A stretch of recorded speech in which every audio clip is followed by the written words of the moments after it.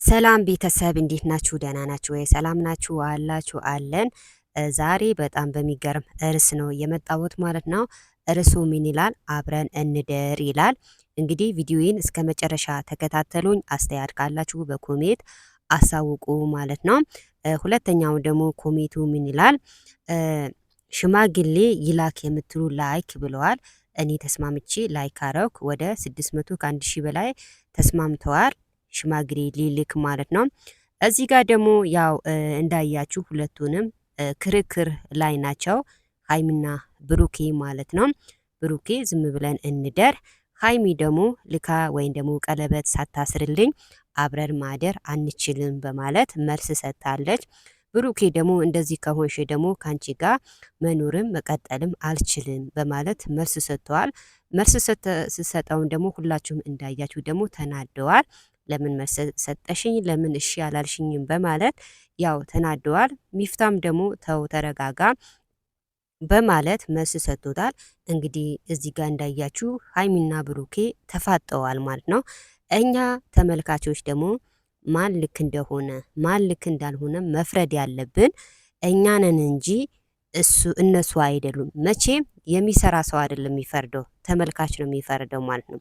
ሲቀጥል ደግሞ እኛ ሴቶች ከወንድም ከሴት እኩል አይደለንም። ይሄ ማናችሁም ያው ታውቃላችሁ ማለት ነው።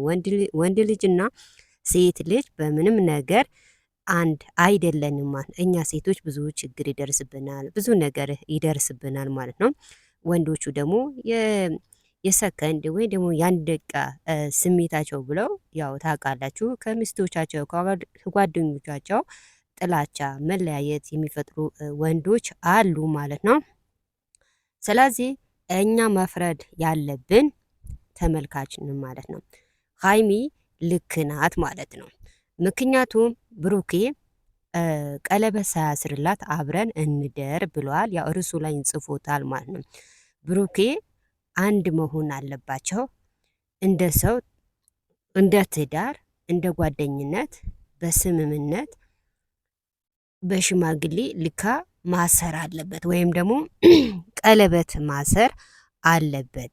ስለዚህ ልካ ሳያስርላት ወይም ቀለበት ሳያስርላት ዝም ብሎ ማደር ጥሩ አይደለም። ለምሳሌ አብረው ቢያድሩ ቀለበት ሳያስርላት አንድ ላይ ቢተኙ መቼም ታውቃላችሁ፣ ሴትና ወንድ አብረው ከተኙ መቼም ዝም ብሎ አይተኙም። በዛ ሰዓት ልካ ወይም ቀለበት ሳያስርላት ብታረግዝ ምን ይባላል? ቤተሰቦቿ ምን ይላሉ? ተመልካችስ ምን ይላል? ስለዚህ ይሄ ነገር እንዳይፈጠር በመጀመሪያ በስነ ስርዓት ቀለበት ማሰር አለበት። ሀይሚ እኔ ደግፋታለሁ፣ ልክ ናት። በመጀመሪያ ቀለበት ይሰርላት፣ ከዛም በኋላ ደግሞ በቬሎ ይጋቡ። ከዛ ውጪ ደግሞ ብሩኬም መቆጣት የለበትም። እንዳለችው ሀይሚ በመጀመሪያ ቀለበት ይሰርላትና አንድ ላይ ይኖሩ። ቀለበት ሳያስርላት አንድ ላይ ቢኖሩ ምን እንደሚፈጠር መቼም እሱ ባያቅ እሷ ታውቃለች። መቼም ችግር የሚፈጠረው በሴት ልጅ ነው እንጂ ወንድ ልጅ አይደለም። ሴት ልጅ ታረግዛለች፣ ትወልዳለች፣ ልጅ ታሳድጋለች፣ ታጠባለች፣ ብዙ መከራ ይኖርባታል ማለት ነው። ይህንን ነገር እንዳይፈጠር ደግሞ በስነ ስርዓት ቀለበት አስሮላት አንድ ላይ መኖር አለባቸው። እንደ ኮሜቶም ደግሞ ሽማግሌ መላክ አለበት። በስነ ስርዓት ደግሞ ቀለበት ይሰርላት። የዛኔ ደግሞ አብረው ይደሩ። ቀለበትን አስረው አንድ ላይ ሲኖሩ በጣም ደስ ይላል ማለት ነው። ስለዚህ ቀለበት ሳያስርላት አብሮ ማደር ማናችንም ቢሆን እሺ አንልም ማለት ነው። ሀይሚ ልክ ናት። ቀለበት ይሰርላት፣ ከዛ አንድ ላይ ይኖሩ።